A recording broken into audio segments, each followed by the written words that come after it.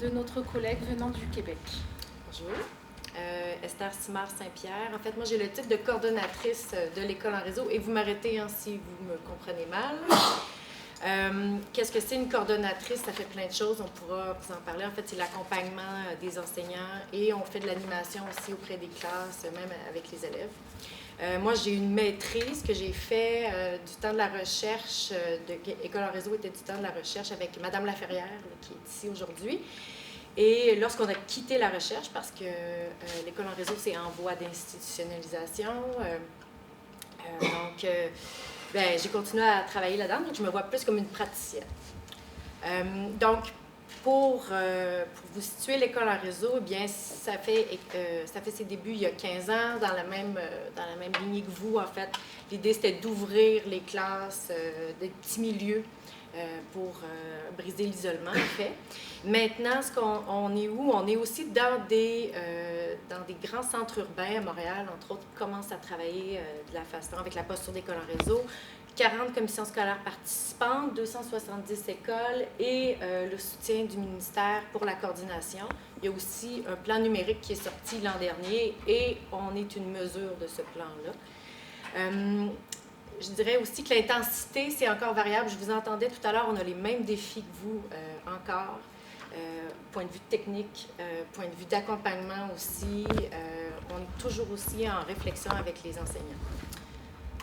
Alors, qu'est-ce que c'est une classe en réseau? Eh bien, ça a été déterminé, ça, du temps de la recherche avec Madame Laferrière, entre autres. Donc, c'est d'enrichir l'environnement d'apprentissage des classes par une pédagogie centrée sur l'élève.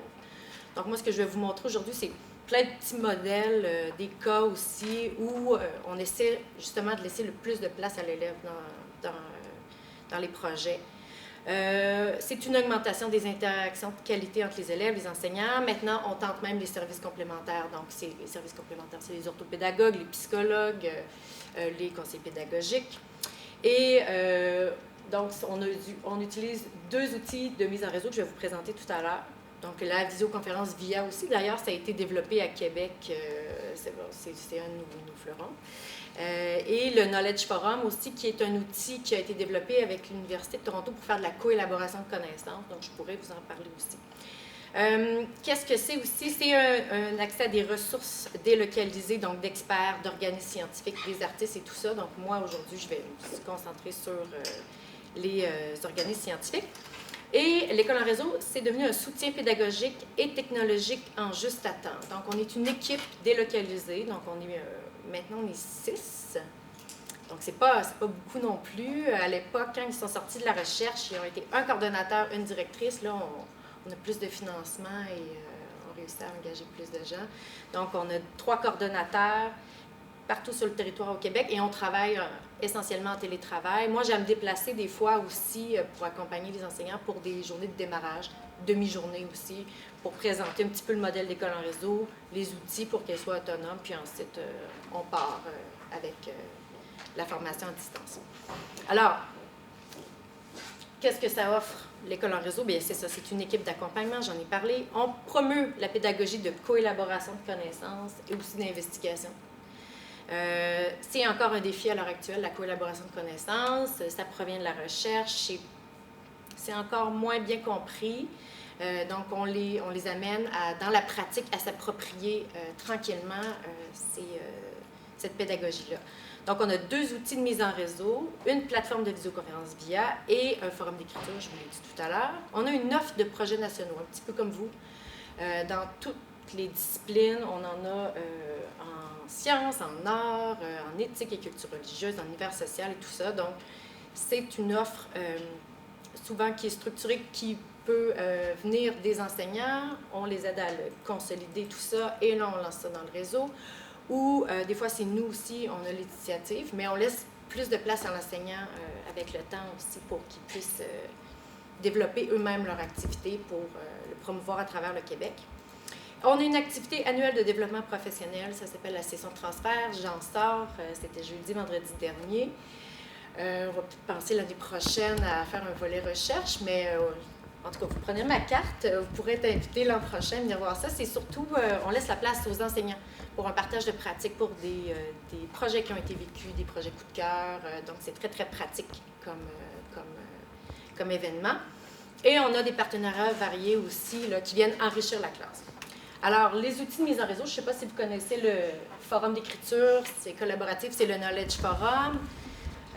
Donc, ça permet de structurer un petit peu le discours, la progression du discours. Surtout, ça a été pensé pour la démarche d'investigation aussi scientifique. Donc, ce qu'on voit là, c'est des notes. En fait, on peut cliquer sur chaque carré. Et là, ben, l'élève détaille, apporte ses hypothèses, mon idée. Après ça, un autre peut enrichir l'idée. Je vais vous montrer des exemples tout à l'heure. Et VIA, bien là, c'est un projet où il y a eu plusieurs classes qui participent à un lancement aussi. C'est beaucoup de classes. Oui, on essaie, ben pour un lancement, ça va, mais quand on est dans le projet pédagogique, on essaie aussi de jumeler les classes en diade ou en triade, parce qu'au-delà de ça, justement, les enfants, ils veulent communiquer, ils veulent plus d'échanges, donc c'est sûr que à ce niveau-là, les enfants peuvent moins discuter entre eux aussi. Donc, c'est ça. Alors, comment se vivent les sciences en réseau? Alors, là, je vais vous présenter divers modèles qui ont été faits. Il y a tout ça. C'est encore en expérimentation. On réfléchit toujours à des nouvelles façons de faire. Donc, il n'y a pas vraiment de formule. Il y a des formules gagnantes quand même, mais on essaie toujours de les dépasser un petit peu. Alors, je vais pouvoir vous le montrer. Et c'est toujours un petit peu développé aussi avec les acteurs impliqués, les enseignants et les élèves nous amènent aussi à orienter ce qu'on fait dans les projets. Alors, la démarche d'investigation scientifique et de collaboration. Donc, c'est notre modèle pédagogique qui a émergé de la recherche, donc la communauté d'apprentissage, donc vous devez connaître. Alors, on dit que avant même d'être en réseau et de coélaborer des connaissances, on doit avoir une posture de communauté d'apprentissage. Donc, ce que ça implique, c'est que l'enseignant devient un petit peu un guide, laisse plus de place à l'élève, et les élèves doivent travailler dans des buts d'apprentissage communs. On dit ici qu'ils se font petits chercheurs, donc ils travaillent ensemble à s'entraider, à trouver des idées, à enrichir les idées, à discuter, négocier le sens et tout ça, donc la communauté d'apprentissage. Le deuxième jalon, si on veut, c'est coélaborer des connaissances. Donc, quand on est dans une posture de communauté d'apprentissage, eh bien, on discute, on se pose des questions, on enrichit des questions, on se pose des problèmes aussi. En fait, on doit se poser des questions complexes et des problèmes réels et complexes aussi pour mobiliser l'ensemble d'une classe. Donc, c'est certain que si on est capable de trouver la réponse au bout de 2 minutes sur Internet, sur Google, on n'est pas dans un problème complexe. Donc, les classes vont se décourager, alors on ne rentre pas là-dedans. Et faire progresser le discours, eh bien, on est vraiment dans un processus où, bien, justement, les projets sont basés sur le processus. Donc, tranquillement, les élèves sont en mesure de raffiner leurs idées, de revenir sur leurs hypothèses, d'infirmer, confirmer, négocier le sens, échanger, s'enrichir avec des experts. Donc, c'est un processus qui se fait graduellement pour en arriver avec des apprentissages plus en profondeur. Bien, c'est ce qu'on souhaite. Ça va? Alors, dans l'école en réseau, nouveauté, Marie-Claude, elle ne sait pas, mais c'est la vedette aujourd'hui, c'est notre ressource scientifique. Donc, on a 3 coordonnateurs, puis on a des collaborateurs spécialistes dans l'école en réseau. Donc, on en a une en sciences.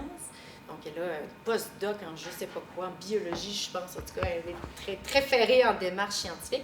Et elle, ce qu'elle fait, c'est l'accompagnement auprès des classes. Donc, pourquoi impliquer des experts aussi? Alors, il y a toutes sortes de raisons. Bon, puis vous, si vous êtes là-dedans, bien, pour renforcer le sentiment des compétences et d'efficacité professionnelle des enseignants. Les enseignants aussi au Québec ont de la difficulté à travailler les sciences. Ils ne se sentent pas assez compétents pour ça. Modéliser une pratique auprès des élèves et des enseignants. Donc, après ça, on peut aussi développer l'identité des élèves. Donc, il y a eu des tests qui ont été faits. Marie-Claude, dans les projets de sciences, ça a été autour de... Il pose souvent ça aussi, puis pour les femmes aussi, là, il y a comme ces défis-là là, dans le métier, métier des sciences. Je ne sais pas si c'est la même chose en France. Femmes en sciences. Donc, elle demandait d'écrire, en fait, d'illustrer c'est quoi un scientifique pour eux, avec un petit dessin tout simple. Et là, elle était très fière parce qu'ils ont dessiné Marie-Claude. Marie-Claude qui était une femme